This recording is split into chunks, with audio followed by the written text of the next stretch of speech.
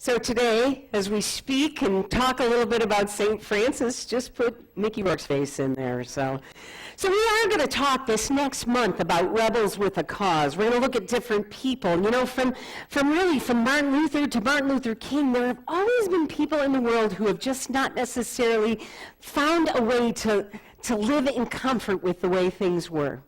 There were people who were transformed and changed in some way by a spirit, and then that spirit in turn worked through them and they transformed the world. Today, as we're going to look at St. Francis, he moved from a life of being a ladies' man and a carouser, a fierce warrior, to becoming the father of the Franciscan order, otherwise known as the reluctant saint.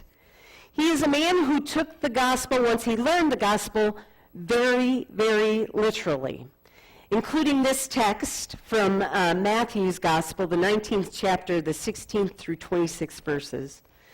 Then someone came to Jesus and said, "Teacher, what good deed must I do to have eternal life?" And he said to him, "Why do you ask me what is good? There is only one who is good.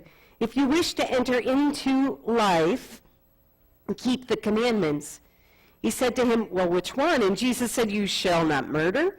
You shall not commit adultery. You shall not steal. You shall not bear false witness. Honor your mother and your father always. Also, you shall love your neighbor as yourself." The young man said, "I have kept these. What do I still lack?" Jesus said to him, "If you wish to be perfect, go, sell your possessions and give your money to the poor, and you will have treasure in heaven. Then come follow me." When the young man heard this word, he went away grieving, for he had many possessions. Then Jesus said to his disciples, "Truly I tell you, it will be hard for a rich person to enter the kingdom of heaven. Again, I tell you, it is easier for a camel to go through the eye of a needle than for someone who is rich to enter the kingdom of God." Then also, not only do we have that text, but he took very seriously what is often said being a fool for Christ, somebody who has a willingness to be a misfit or to not quite fit in. And here is the message in understanding the Message's translation of Paul's words. It seems to me that God has put us who bear his message on a stage in a theater which no one wants to buy a ticket, where something everyone stands around and stares at, like an accident in the street, where the Messiah's misfits. You might be sure of yourself, but we live in the midst of frailties and uncertainties. You might be well thought of by others, but we're mostly kicked around. Much of the time we don't have enough to eat. We wear patched and threadbare clothes. We get doors slammed in our faces, and we pick up odd jobs anywhere we can to eke out a living. When they call us names, we say, "God bless you." When they spread rumors about us, we put a good word for them. We're treated like garbage potato peelings from the culture's kitchen, and it's not getting any better. Not unlike our own times, Giovanni di Pietro di Bordone was born in the kind of time in between, the time between the start of the 13th century and at the end of the 12th century, much like us in the 19th and 20th centuries. It was a time when society was changing. It was a time when people were realizing that money was something of value and the culture was changing instead of a bartering system into a financial system. He was born the son of a cloth maker, and not just any cloth maker, but the best cloth maker in all of Assisi. He was a kid who wanted for nothing at all. One evening when this young man was sleeping, he had a dream that Jesus called him to be a great warrior. So the next morning he went to his father and he shared this with his father, and his father in turn suited him up to go off in battle, because it just so happened there were plenty of battles to be involved in at that time. He suited him up with the very finest, the finest horse, the finest armor, and off Francis went. Now, The interesting thing about his way out into battle is he came upon people who were in need. And his heart was moved in such a way that he first gave his armor to one who wanted to be in battle, who needed to be in battle, and he lost all of his armor. Then he found another man who was in need of a horse, and he gave that away as well. Well, needless to say, this kind of left him a prime candidate to be taken over by the enemy, and he was immediately taken away and held for ransom for his father. During his time in captivity, some say up to 18 months, he became familiar or more familiar with the gospel. He read the gospel day and night and was somehow transformed and changed during this time. In fact, so much so, on his return home, through the towns on his return home, he ended up living in such a way that some thought he was a beggar. He was a man who would pause to take care of lepers or to take care of those in need. Like I said, he took the gospel quite literally and believed that he was called to make a difference in the lives of everyone he encountered.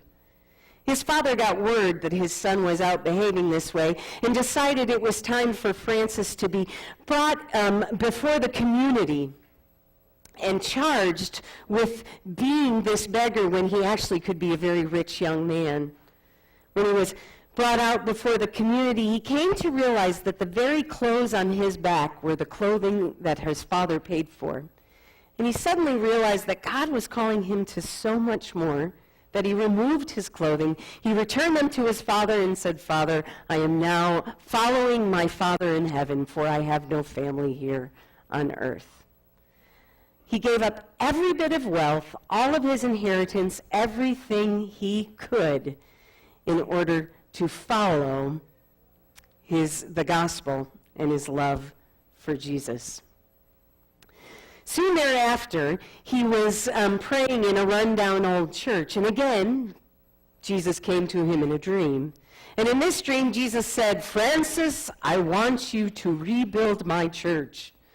So Francis once again took it quite literally, woke up and realized that the church was in need of some repair, and immediately started working on the church. Well, soon he was able to get some followers and others who wanted to work on the church and others who wanted to make a difference in the lives of the beggars and those who were in need in their community. And so soon it became this movement of people who believed that they could make a difference for the least, the last, and the lost. It got to the point where Francis was sharing the gospel with others, and it became clear that if he was going to do that, he would need either the blessing or the recognition of the Pope.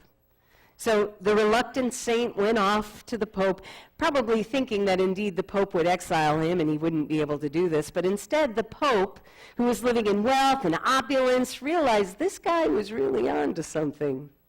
And instead of casting him out, he gave him his blessing. He became his blessing, and so began the Franciscans. Now, not only did he grow in popularity among those, among the men around him, but there was also a woman named Sierra Odiscio, and became known as Clare, who was also moved by Francis and could no longer live the life of opulence that she too had experienced most of her life. And so she, in turn, started an order for women, the Poor Sisters of Clare. Both of these orders still exist today. They're still making a difference in the world, and they're still doing so in ways that require one to give up lots so that they might be filled with love and share in the transformation of the world for others. There are some stories about Francis that we need to get straight. First of all, he's known for being the saint of animals, right? Animals and birds and all creation. And it kind of appears to be this gentle, lowly, beautiful saint. Well, rumor has it that it didn't quite happen that way. Francis was out preaching the gospel on a hillside to a group of people, and well, those people were bored. They weren't even listening. In fact, some of them probably looked like some of you here. I'm just joking. They were kind of bored and kind of overwhelmed and didn't really want to listen to him. And Francis got a little teed off. And he said, you know what? If you're not going to listen to me, I might as well just go ahead and preach to these birds over here. And the story goes that the birds stopped singing and started listening to him, and so began his journey as the father or the saint of all creation, the saint of the bird bath. In this first Sunday of the new year, it's Epiphany Sunday. So yesterday was the recognition of the Epiphany. What is the Epiphany? Epiphany is the time we remember the 3 wise men making their way to Egypt to encounter the baby Jesus, who was a toddler by now, and to give him those gifts of frankincense and myrrh and gold. And what it is a recognition of the first time of God's earthly presence in the world. And that's the Epiphany, that God came into the world in a new and different way in the form of this baby. And so today and every day since that time, we have recognized God's epiphanies in the world, that God is manifesting God's self in some way in the world through epiphanies. So we have these epiphanies. Well, something tells me that God continues to work through the rebels without the cause throughout history and even into today, bringing God's manifestation, God's being, into the world in unique and amazing ways, and we all have something to learn.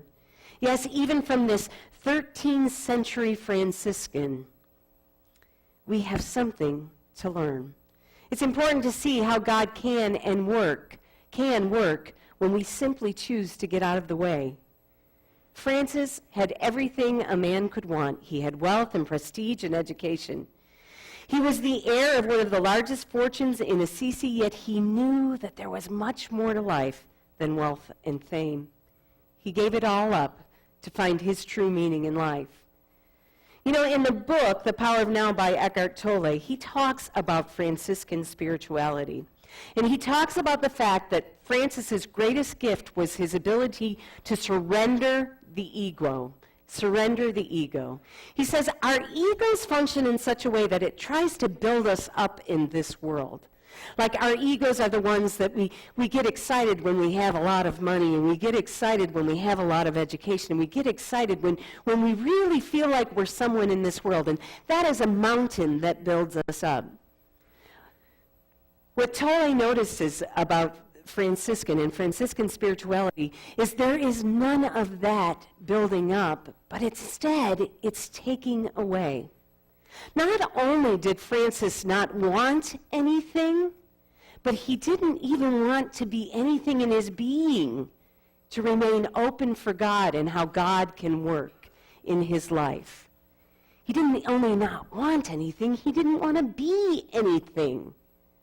And in doing so, instead of building himself up, he built himself in such a way that he became more connected to creation. He became more connected to God, and his ego had no place in his life. He found joy in not only having nothing, but being nothing, so that God could work in him and through him in amazing ways. I think that's an important lesson for all of us, to be mindful that we must find a way to transcend our egos and continue to work inward to see what God has in store, to continue to stop thinking what success looks like from an earthly perspective, but instead from a divine perspective. We can do great things when we seek to be nothing. In the absence of ego, St. Francis entered into this realm of love and joy and peace and happiness and miracles that most of us will never experience. Another thing that Francis, I believe, teaches us is that indeed if your heart and your life is in the right place, you can change systems in miraculous ways. In Francis's day, the church had lost its way. The gospel gave way to indulgences and opulence. When the Pope took a good long look inside when he met Francis, that one man provided a new direction for the church and for the church of the day and the church that has followed. I think it's important for us to be mindful of that sometimes God calls us to address some systems that are unjust in ways that make us uncomfortable. That is when God does God's greatest work, is when you challenge others with grace and love and peace and hope. Another thing that I think is pretty miraculous and amazing about Francis is he left room for people to be different from him. He left room for people to have their own beliefs and their own faith practices. He was a man who didn't get it right as far as others in conversion stands, in converting someone to be a Christian. This became particularly true during the Crusades.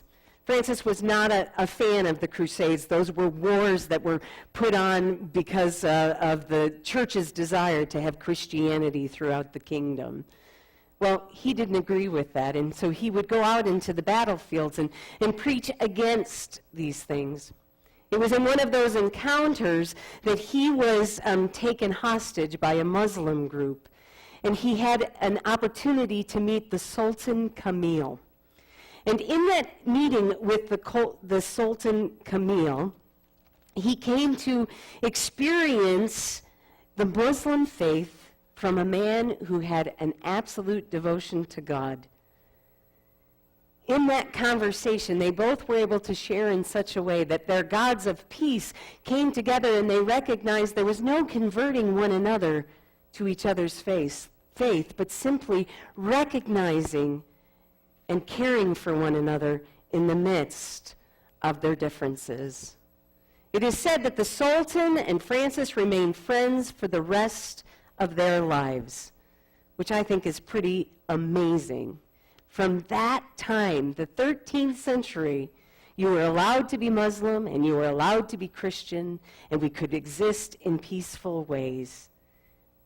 We can be friends and befriend one another. In a culture today so driven by differences, maybe it's time for us to start celebrating the gifts that different faith practices bring into the world. Maybe it's time for us to start celebrating our differences that lead us to peaceful and loving solutions. Perhaps what I admire most about Francis, and that we can all work with, is that he indeed didn't get it right. Throughout the course of his life, he rejected the norm. He joined the ranks, and in doing so, rejecting the norm, he ended up joining the ranks of those who were in religious power. He didn't get it right when he didn't want to be a saint. He didn't get it right when he recognized that the true gift in life is recognizing God in the other and you in the other. Perhaps I think Paul got it right. In some ways, in earthly forms, we have got to be a misfit for the gospel.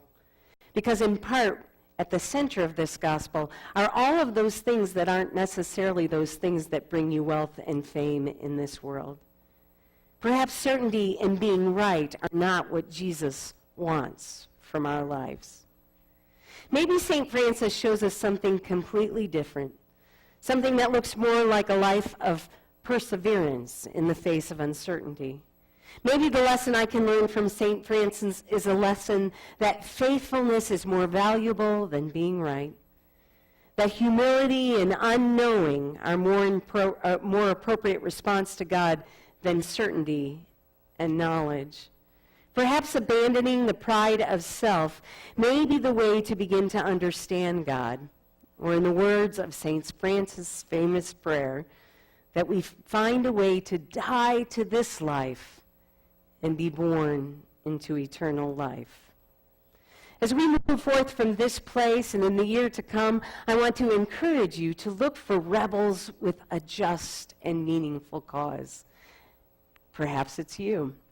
I want to encourage you to be mindful of those people who are making a difference by being less of self and more of us.